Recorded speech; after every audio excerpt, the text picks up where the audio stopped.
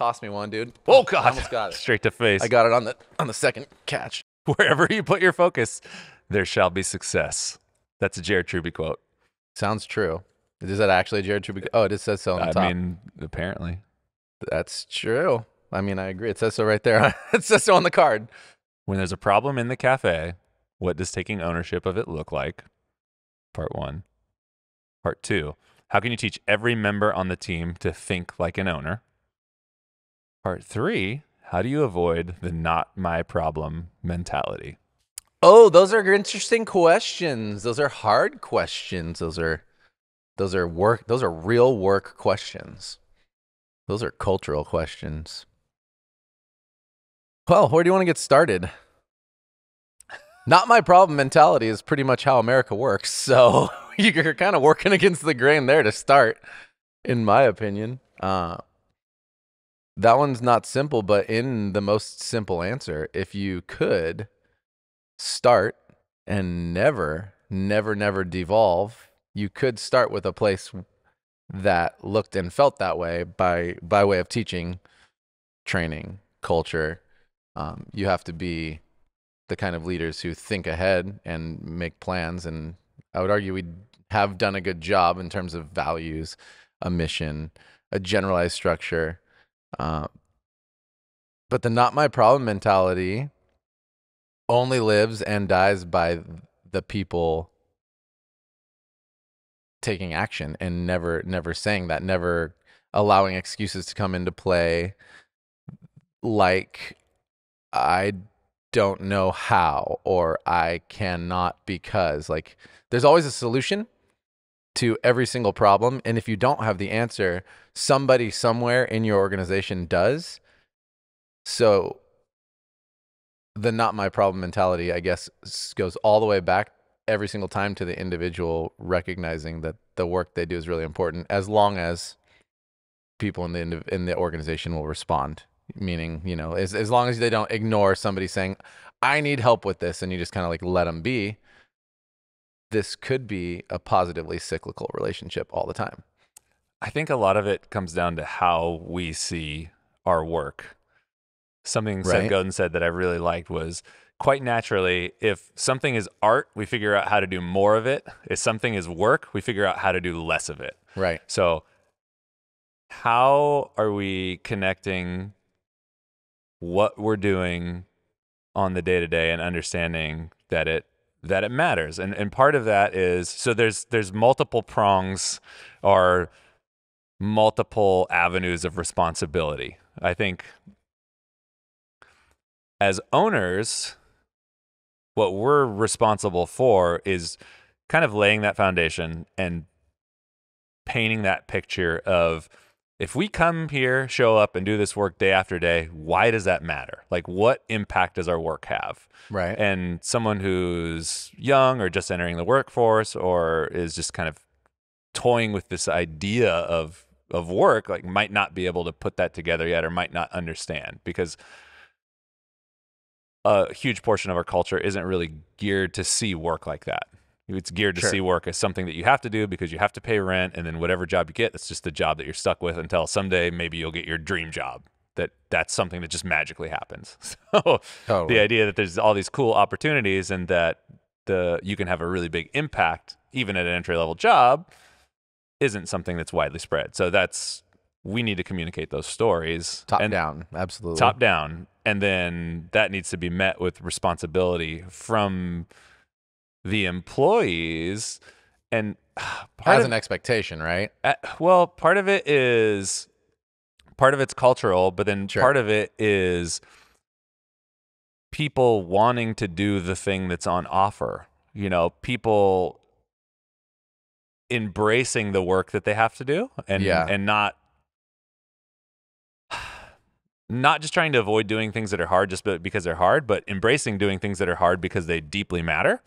And, you know, we talk about that all the time, so maybe we're a broken record in that aspect, but it's when you come face to face with hundreds of people a day in the coffee shop and you have the opportunity to improve their day by maybe being the only person that listens to them on a given day, maybe being something as simple as remembering their order and remembering their name or remembering a Right. story that you told them. Those things matter because those are the interactions that shape our life much more than, you know, going on vacation once a year or taking a week off here and there. It's Yeah. like the things that you do every day matter a lot. So if you understand that, then you just basically have to embrace that, like, cool, I'm going the extra mile. I want it to be my problem because I know how much my work matters.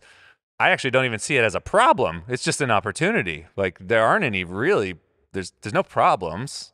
There's just things that could be better and sometimes things that need to be fixed. Right. What do you think, like, what happens, or maybe what advice could we give when, you know, the loudest voices oftentimes are heard outside of the workplace, right? Like, what happens and what might we be able to do is, if we're the people, as call it you, myself, and Charles, if we were going to start this business, right? We're saying a thing, we're dying on our horse because it's true and we believe in it, and we actually have seen, based on our entire careers, that the things that we talk about are 100% true. How do we find ways to communicate that, you know, one, to, at this point, a group of 70 plus people, but for anybody else listening, like, what if we're the only voices saying that, and everywhere else you look in the world, which I'm experiencing, right, is, to your point, how do we spend the least amount of time, because of whatever efficiency tools or blah, blah, so on and so forth, doing this thing, right? Like, this thing is the least important. You got to be focusing on your quote unquote, your side hustle or whatever it is. Like, that's, our world is kind of efficiency culture right now. It's not necessarily leaning into what makes life beautiful, which is, everything is actually the art, right? Hospitality could be the art. The craft of coffee could be the art. Putting them together could be an art, even just trying to figure that out yourself, you know, et cetera, right? Mm-hmm. What if, for those business owners and just leaders everywhere who are so hungry for this, but find themselves, you know, at times discouraged or at times frustrated because their voice is loud while they're around, but then, you know, the rest of the world is kind of giving a different message. You feel like you're spinning your wheels sometimes. What might we say to that? Well, you can't convince anybody, right, of anything. So I think the biggest thing that you can do, which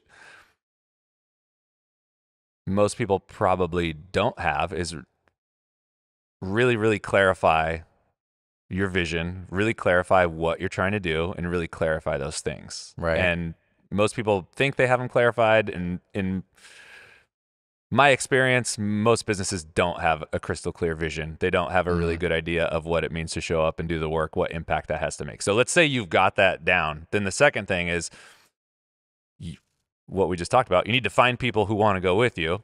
Yeah. Because there's no way you're going to convince someone that the thing that you're doing is the right thing to do. It's like, people have a million different stories that they're telling themselves. And to change someone's story, to change someone's fundamental being, it's almost impossible. They have to decide for themselves that that's something they want to do. And then you go slow and steady, where, cool, I have a group of maybe only 4 people believe what I believe. I'm starting this thing, and I got 4 people who are really, really down. And instead of spending my time trying to convince all the naysayers, I'm going to pour all of my energy into these 4 people who are already wanting to go on the journey. And then over time, just tiny little things, they're going to tell someone, they're going to tell someone, they're going to tell someone. And that's how you build a community or a culture that's really connected to its core.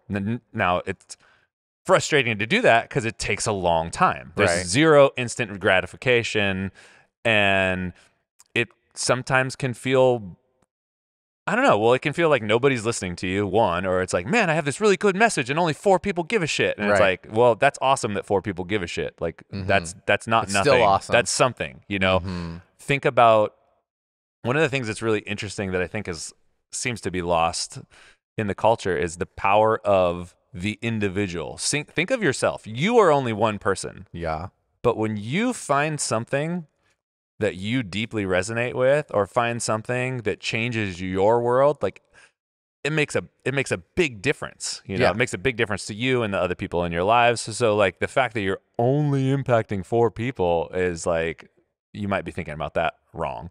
I totally hear you there. But that's kind of how, we've talked about in our meetings. It's like the law of diffusion and innovation, or the adopters curve, to where it's like everything starts with neophiliacs. Everything starts with early adopters. Like these things that end up being big, massive trends over time don't start with everybody getting on board in the front, because people like status quo, Right. and not because they're lame or they're lazy, but it's safe, I mean, it is safe. I hear that. I think there's something too that people can forget about, and that's, we're all attracted to those individuals who have that really exciting, passionate, positive energy where they're, and you can't argue that when people are doing something that they believe in and they're excited about it, that energy isn't palpable. You can feel it when you're around them.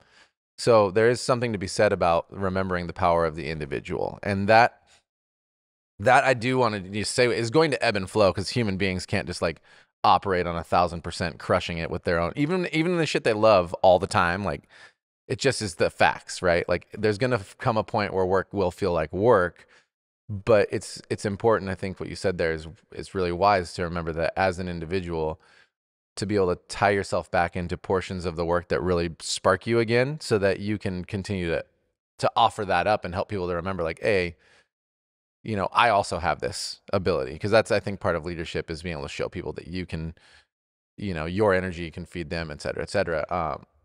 The other thing that you did say reminds me of this, like, if you were to operationalize it a little bit, right? You do have those 4 people who believe what you believe. There's a potential opportunity, I think, to structure the way you interview, the way you hire, the way you structure, the whole onboarding process to support this idea as well. And I would say, and I think we actually have opportunity here again to kind of circle back and like really hone in on this as we redevelop coming out of COVID. But this idea of values and motivational based interviewing, not the kind of interviewing where you expect everybody to already know what your business is about and you start turning them away because they don't have your mission memorized already. They don't have your values. They don't come in and be like, yeah, I see you doing all this stuff that like we're supposed to train them to do. That's not it. It's coming to find people who speak to the things that we do and what we need people to do at a high level, right? Speaking to hospitality, speaking to people engagement, speaking to working in some capacity, like efficiently. There's just a lot of opportunity there. I mean, taking initiative, doing things. There's so many questions you could ask that have very little specifically to do with the work we do behind a counter that can really inform the kind of employee team member you might find. And I think we spend far too little time thinking about those questions, and we bring on people that we end up thinking are really cool, or like maybe even are highly or well known in the community, but don't like to do the work we do. And that's I was thinking of those two things, right? I was thinking a lot about the energy that we're able to give and get, but there's also a way to begin from, prior to anybody stepping foot on your floor, by finding the kind of people that maybe will resonate most with what you're trying to do. Right. That's the plight in our coffee industry, the plight of the coffee superstar. The idea that, well, since you run a coffee shop, you probably want to get the quote unquote best, most well-known, famous baristas working in it. And it's like, well, not really. Not really. Maybe not. Like exactly what you said is right. We're going to teach them how to do everything they need to do. We need to find people who believe in the spirit of what we do. Yeah. They don't have to know anything about coffee. Exactly. They don't have to have any experience behind the counter at all. I'm watching as potentially. Is there construction coming in? I don't know. We're It about might to get happen. blasted. I think they're coming in. They have their chips. They feel like they're ready. But we can keep going until they start cracking. Dude, he's got a Montucky cold snack sweatshirt. Those are nice. Dude, he's about to be That's okay. refreshed. We just keep going until they start making noise if we can. And well, if not, we're probably going to have to move pretty soon. We're in our new, soon-to-be roastery. They're coming in hot. You're good. You can come in. You can just listen in. Free show, dog. Free show. Free show. We're on live on the air with 2 guys. Here's 2 more guys. Where were we, though? We got distracted there. how can we teach every member on the team to think like an owner? That's an ongoing process. I don't think every person on the team is going to be able to think quote unquote like an owner unless you really you can help.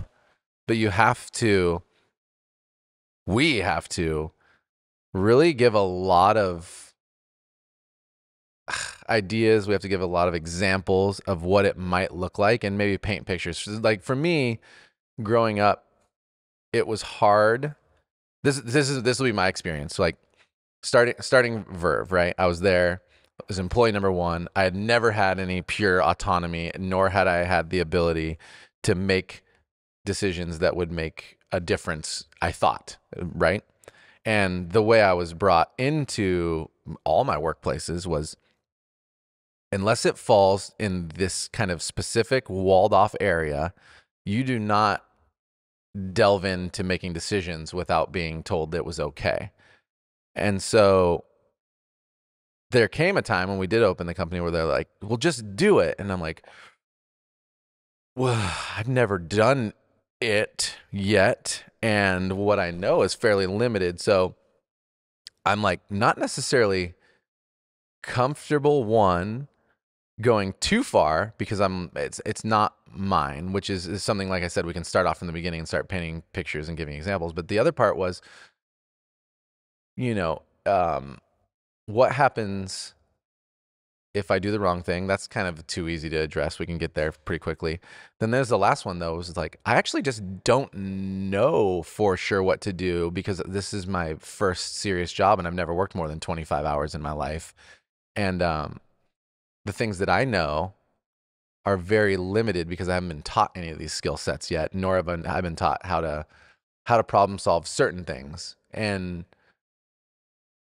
so maybe what I never heard specifically is like, hey, go take a crack at it. It was always in the aftermath of like, you could just do something, like whatever it is. And I'm like, well, I didn't know what to do, but okay, like, great. I will create a coffee blend for this company. And I've never made one before, and I don't even know what I'm looking for to taste. That was one thing that came to mind. I was like, let's just create a blend. And I barely can taste coffee right now, but I'm trying. Wait, let's go deep into this for a second. Yeah. So, okay. So you guys, I think this story's funny. Well, I don't know the whole story, but I just want it was I just want to backtrack a little bit. An ongoing story. For everybody who doesn't know, Jared worked at a coffee shop called the Naked Lounge in Chico. And then one of the founders of Verve bought that coffee shop. Yeah. And then decided to open Verve. Yeah. And basically inherited you as an employee. Correct. And was like, cool, we're going to go to Santa Cruz. So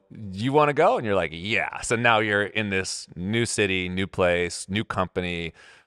There's nobody there except for you, the 2 owners, and this other guy, Sean, who was also inherited as an employee. 5 a.m. to 9 p.m. every from day, the other coffee or shop. 10 p.m. So then, okay, so you guys have to make a blend. So how does that work? Like, how did that start? Like, dude, it's kind of amazing because the thing is like Sean ended up coming up with the original, street level 5 beans, the face melter. mm-hmm. But here's the thing. It was wild how we had, I think Ryan was the only one who really understood what flavors generally would have come from the coffees that were roasted. So I think we had like 8 coffees on the shelf, maybe 9. And it was like, let's come up with our blend. And we just start firing off these random ass like percentages of 3 to 7 bean blends. So this is all 4 of you kind of doing this in all like community? Individually. It was like there was no plan for it. There was just like, and probably Colby a little bit less, just because like he was in, but he was still like getting his feet wet in the actual barista thing at the time, and the coffee thing he was getting more into like the green side, and kind of that's where he wanted to go, right? But like, well, Ryan, I love history stuff, so yeah, Ryan loved roasting. Ryan had worked at Pete's. Yep. Ryan had prior experience roasting at like Pacific Bay. Exactly. And Colby, although he bought a coffee shop, didn't really know anything about coffee in that he'd never been a barista or never been in the industry in that. Like, no, he's just really deep, smart. So way. he went to work and figured and learned everything he could via the internet and books, and like that's like one of his gifts is like he will teach himself whatever. But yeah, he hands-on wise pretty much almost never became a barista. And again, this is literally, you know, the first week that you guys are building this company. So now he's in a completely different place. He obviously knows a lot, but at that point, he's just still new. Yeah. I mean, he was a genius then, but now he's like a coffee genius and he knows his shit. So yeah, I mean, the thing is like we're in there and that's a thing. So I'm like, that's what I know. So they're like, we got to come up with a blend. And so I'm like, okay, cool. I'm a go-getter. I can help. 15% El Sal, 15% like Ethiopia, 30% Sumatra, like throwing these things in. We don't have recipes. We don't have like we got nothing. And back in the day, you didn't really have much to go on as well. People weren't rolling scales. No, we didn't use scales. So this was no, like, you don't know your input. You don't generally know your output. You know that espresso comes out between 18 and 30 seconds. And I think it was still at 28 seconds technically, but we ended up pushing that limit at Verve and helping actually change the way that they did it in competition. So that was a thing. However, I mean, that was what happened. So you're like throwing in these coffees without actually, and I think about it, it's funny now. It's like we never went through and like as a group of 4 of us, like cupped them all side by side and talked about what they tasted like and then talked about how to compile a blend. We just kind of like went. And I know this is more about being overwhelmed as 2 owners who are trying to do everything and then adding 2 dudes to the list. So like, but at the same time, there's so much opportunity to save and like to calibrate and be like, this is what we want it to taste like. So yeah, that was an experience for me. I would be throwing together 5, 6, 8 blends, like sample roasting in our little sample roaster on the SF and just trying to come up with this stuff. And my roast would be too light, but I wouldn't know, like, it was cray, dude. It was wild. OMG. Have you ever wanted to roast coffee, but you didn't know what to roast on? I can tell you one thing you could and should check out is that San Franciscan roaster. We have one. We have another on the way, and I can tell you what, 100% makes the coffee hot, brown, delicious. You got opportunities to play with the airflows, the damper, the speed, all the things that you need to make that coffee taste the way you'd like it to taste. And guess what? They're made in America. That's right. Close to us in California, just over the old state line in old Nevada. Carson's not the city. Is it the city? Nobody cares. Still in America. Here's the deal. They've been amazing. I love working on their machines. And here we are 6 years later, and we're getting a second one. Why would you buy a second one if you didn't like the first? Tell me more about why you want to get a different roaster. I'll tell you, it's a waste of your time.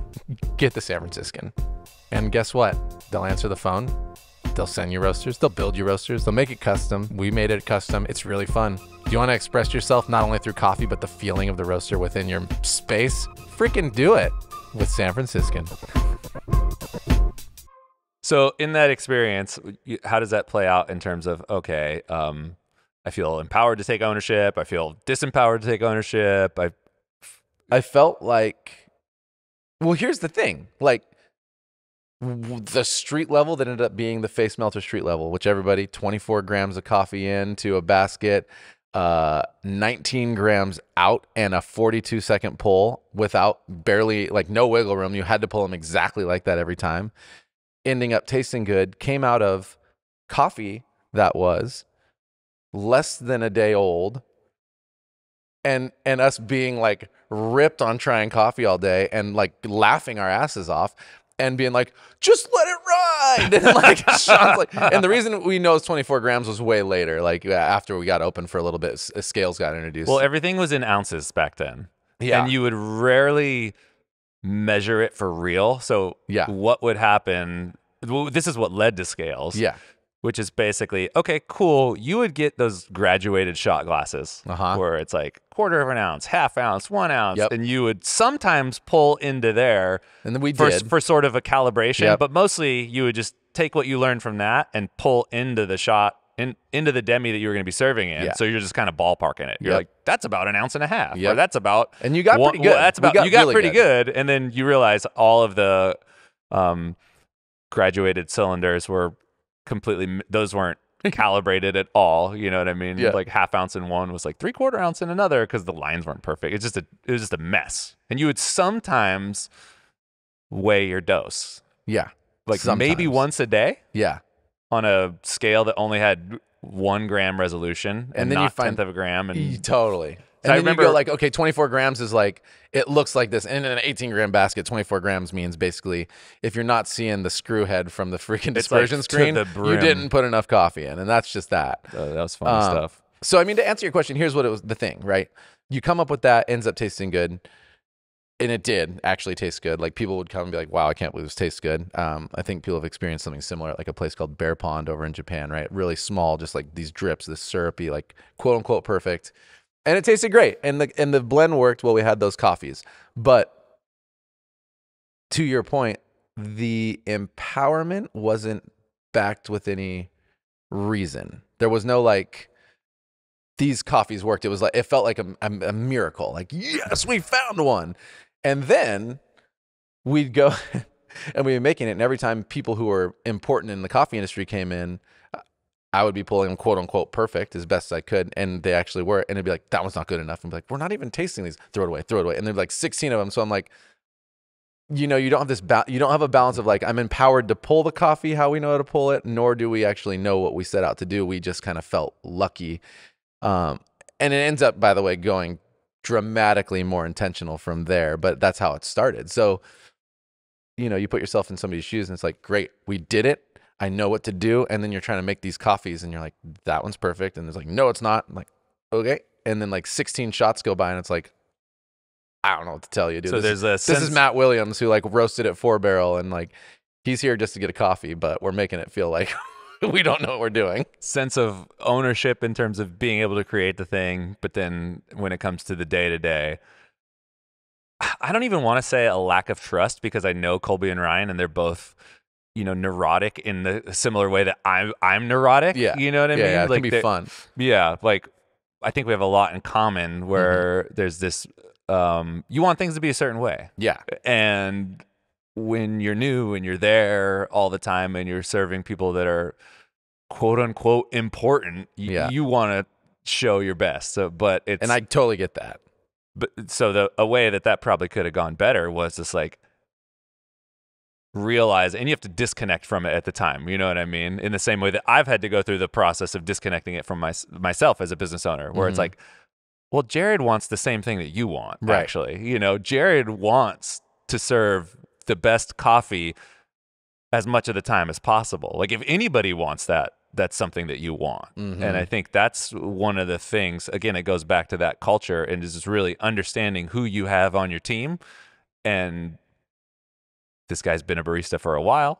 He wants to serve good coffee. Maybe just let it ride. Yeah. I think there's a lot of opportunity for just like plain straightforward communication before and after as well. Right. Cause I mean, then you can kind of calibrate, like, what are we trying to do here? You know, cause at the time, we're trying to make the best coffee we can for Santa Cruz in the world. And I was like, well, I believe I can be one of those people for sure. And we want this place to be really clean, like Stockfleths, which is a cafe. And we're kind of digressing into a side project here. But anyways, Oslo. They're in Oslo. They're in Oslo. It's in like really cool vibes, especially at the time, like Danish modern. And you have that. And then you have like, I guess what was hard for me is that I needed, which I probably wouldn't need as much now, but I needed a form of like consistency and direction, right? So you had this like, yeah, we're doing it and we're making up this stuff and we're making the drinks taste as best they can. And so I would calibrate by taste basically alone, right? I wouldn't calibrate by anything else.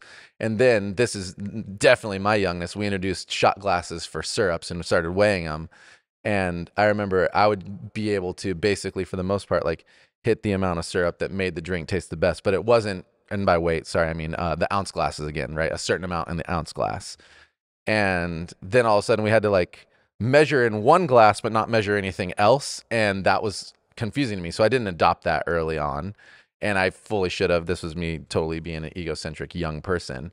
But I would be like, I'd make my drink and then I'd taste it next to the recipe. Ooh, And I'd be like, my drink is tasting really, really good. I have a great story about how that goes so wrong. Yeah. And it wasn't the right thing, but I remember fighting that for a long time. And you know why though? The original, this is where the conversation and communication could have worked. Right before we went there, I was doing the same thing, and I would make our whipped creams and things. We had these recipes, but I'd done them so many times that I could eyeball them like legit perfect. And so they tested me, and they're like, you got to use the stuff. And I was like, I got it. Like, I'm going to do it perfect every time. And they're like, we're going to test you 3 times. And if you get it right, then it's okay. And I got it right all 3 times, like perfectly to the ounce when they tested it. And they're like, okay, you don't have to. And so I was working for the guy who said, okay, you didn't have to, while also working for the guy who said you had to. And that's my ego for sure. But that's where that came from. And I remember being like, yeah. So anyways, There was that's some young and point stupid, in but time, funny. I don't know, it was probably early-ish on when I started working at Verve after I came over from Ritual. And no, it was okay. So when Jenny came back into town, and we were at 41st mostly, and she would go into 41st, and she would get cappuccinos. That was what she would get, cappuccino to go. And I'd make her cappuccinos, and I'd try really hard, and she would drink them, and she's like, it's pretty good, but Jared's are better. And I was like, what the fuck? And so I'm just like stressing. I'm like, I'm trying to make my lady the best cappuccino. I'm trying to make her the cappuccino that she loves the most, and she likes my dude's cappuccinos better. What's going on? And that lasted for a while, and then I don't know if I was at Reg or something. I was watching you were making drinks, and she came in, and I was just like eyeballing What's he it. doing? And it was busy at the time. Like, we were starting to get a lot busier than we'd ever been. And you were splitting shots for cappuccinos. So you were giving her single cappuccinos, and I was giving her the standard double cappuccinos. And I was like, no wonder it tastes better. It's just more sweet, creamy milk with less coffee in it. And at that point, I was so relieved. I was like, oh, thank God. But also, this is bullshit. There's an dude. actual reason for this. It's not just me being a terrible, lamer barista.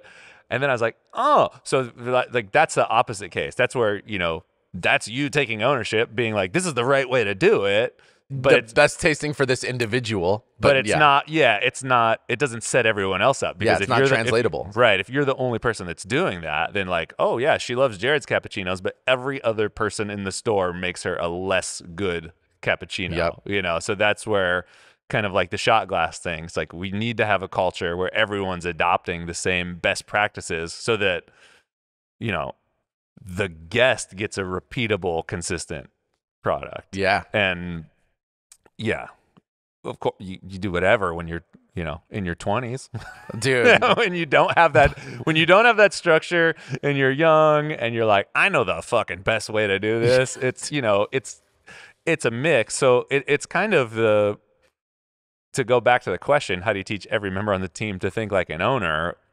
You need those foundations that will hit all the time. Mm-hmm. Mission, vision, values. You got to have this clear-cut idea of what you're doing here. And then there's different levels of ownership that you want people to take at different levels of their journey through work. I mean, you don't want a new barista or a new employee making decisions on fundamentally changing the recipe of an espresso or deciding to up the syrup here or like do this differently or this is actually the better milk temperature. You don't want that. But what you do want to do is set up that, power to please. Again, broken record on our end, but if something goes wrong, you can make it right without checking in with a manager. Someone's order gets messed up, give them their money back. They don't need to ask, give them a free drink card, whatever you have that's within reason to make it right. Like, set that up. And that's something that's harder to do than it seems like, because you can tell people to do it and they still won't do it because they've been trained not to. Yeah. Because every time they do something like that at most of the other jobs they've had, they get in trouble. And people really don't want to get in trouble. So the best thing that can happen is somebody does that. They invoke the power to please. You see it and let them know, hey, you gave away a free drink and a bag of coffee because their whole order got botched. That was awesome. That was the perfect way to do. Then they're going to feel safe, or see him not do it and say like, hey, it's totally okay to just, you don't need to ask me. You don't need to, like, you know, no one wants to be stranded at the register whilst the person helping them's like, I don't know. Let me go call my manager. So you kind of got to go through the shit, even if you tell someone. Because people are, you know, I don't want to say traumatized, but they're used to getting slapped down at work. It's not uncommon. No, I mean, and for everybody out there who maybe is a business owner and thinks that you're giving away product and might feel like you need to, you know, have that defensive posture of like, we can't waste money, we can't spend it here, we can't this, that, the other. There's far more opportunity in the long haul in taking care of your guests and, you know, potentially giving away a couple things in order to give an amazing experience. That experience is going to translate to them telling their friends about it, coming back. I can tell you, if it happens to me, I'm telling people for sure. I'm telling my whole team about it and my friends and whoever's with me. But like, I'm even letting them know if they don't notice that it's special. You know, it's even if you don't tell anybody. Did we talk about this last time? Lifetime value of a customer? Well, no, or I a mean, guest, it's exactly as we would that. call it. But Yeah. it's like, if you know, let's take away the things that will absolutely happen. Someone's going to tell someone and they're going to tell someone else and they're going to tell, let's say it's just you. Right. You go into a place, you have a terrible experience. They fix it, make it right. Let's say they give you $15 worth of free stuff to make it right. You leave stoked. You come back, if it's a coffee shop, 5 days a week, every day for the next 3 years. How much money are you spending? Right. Hundreds, thousands of dollars. It's like, so you're not really losing money. You're actually building trust. Yeah. And you've got a guest who's psyched on what you do. Yeah, I think it'd be really good for us all to not worry so much about splitting the hairs and just, again, go back to like looking through a guest size and you know, I guess maybe we kind of talked about it in terms of energy transfer and like transactional, you know, work. But if you look at this whole opportunity is, I want to bring more people through the doors to make the work that I do successful and to like feel the most value in it. When you do that, everything levels up. You're not, you know, like there's enough resources for everyone and the people are going to use those resources somewhere.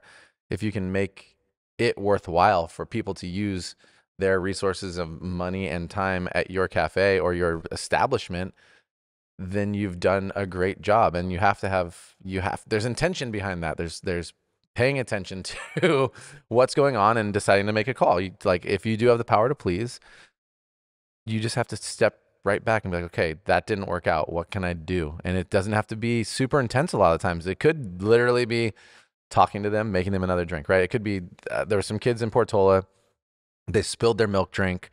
So I was like, hey, somebody spilled.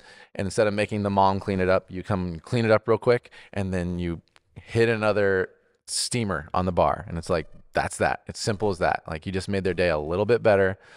And you make sure that the mom doesn't feel weird and that they have to clean up, or the dad, whoever's with them, but like they don't have to clean up for you in your cafe. And it's not a burden that like a child does what a child does and spills a thing. Like that also counts, everyone. This is not, you know, it's not like some perfect math problem. It's just be of service and help, please. And in order to do that, I think you do have to start from the beginning and have a bit of a culture where you can talk about that, but also ask of that. It's not, to your point, like not everybody does it, and it needs to be more of an expectation, I think, than it needs to be like a suggestion of what you could do. You know, because I don't like the idea of teams feeling like they don't have to do it, because then you kind of potentially can build this like, well, I just, you know, like, why didn't you do it? Well, I just didn't, I don't know. I just didn't think about it, you know, and that's something I want to work towards as well. It's like, this is what we do here. This is what we do. This is what we do here. That's how culture works. Like, this is what we do. This is what we do. And if you have a group of people, if you've been a part of a group of people, you know, you, Charles, were just talking about playing basketball. Right. And sure, teams have a captain, but when you're on the court, everyone is responsible for doing their best for the team's well-being. And if you don't step up and play your part, you're going to hear about it from 4 other people. Right. And you would be one of those 4 other people giving it to someone who also wasn't pulling their weight, because it's a voluntary thing. You guys are enrolled. Nobody has to be there. Everyone's there because they want to be there. I choose to participate in this basketball team because it brings me joy. I get to have fun with people I like, and it's hard as fuck, and I'm tired as hell afterwards, and I'm physically and mentally strained, and it's totally worth it. And that doesn't only have to exist in sports. Like, that can exist in work too. And just like it's like everyone's pulling equal weight. So if something happens on the floor, it's not like you need a manager. If the culture's healthy, everyone is holding everybody else accountable. Right. It's not just 12 people who work in a cafe like reporting to the quote unquote manager. It's everybody understanding the culture and everybody upholding that culture. Mm-hmm. And that's not easy to do, because first, to be able to reinforce it, they have to understand it, and you have to bring them into that situation. But that's the ideal. You can't really rule effectively, if you want to call it ruling, with authority. So many businesses use authority as their kind of like their hammer, that the tool that fixes everything. It's like, because I told you to, because this is what we do. And they're ignoring that whole enrollment part of it, where it's like, no, there's something in it for you. I mean, there's so much in perspective that I think that's like allowing for your leaders, but even your team, to understand the perspectives and the whys. but even deeper, like last night, for instance, in the game, we were talking about basketball, but like the first game, I was psyched, and I had a good game. I scored 25 points. I was like, yeah, I'm freaking ripping, and it was great. And I was frustrated last night because I had less points. I was like, I had 17 points. I wasn't shooting as well, et cetera, et cetera. But there's like a whole lot more to the game. And my girlfriend, Casey, knows sports. So she was in watching me, and she's all, yeah, but babe, like, you also have to recognize, like, your whole team is saying this stuff to you. They're saying, hey, you're also the one defending the best player. And hey, they saw you last week, so they had all their best defenders on you. And you were able to like get these other people open, and you were playing defense and facilitating all these things.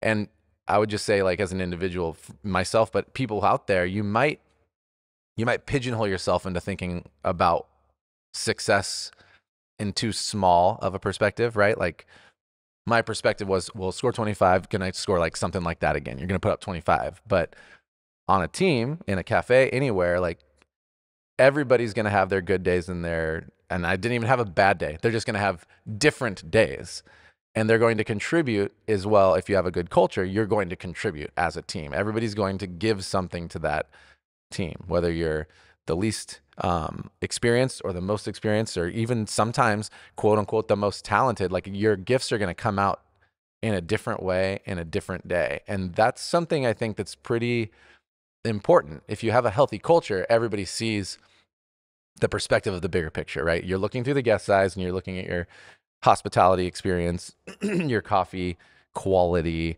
and some of those metrics, whatever your metrics will be at your cafes or restaurants or businesses, are yours to make.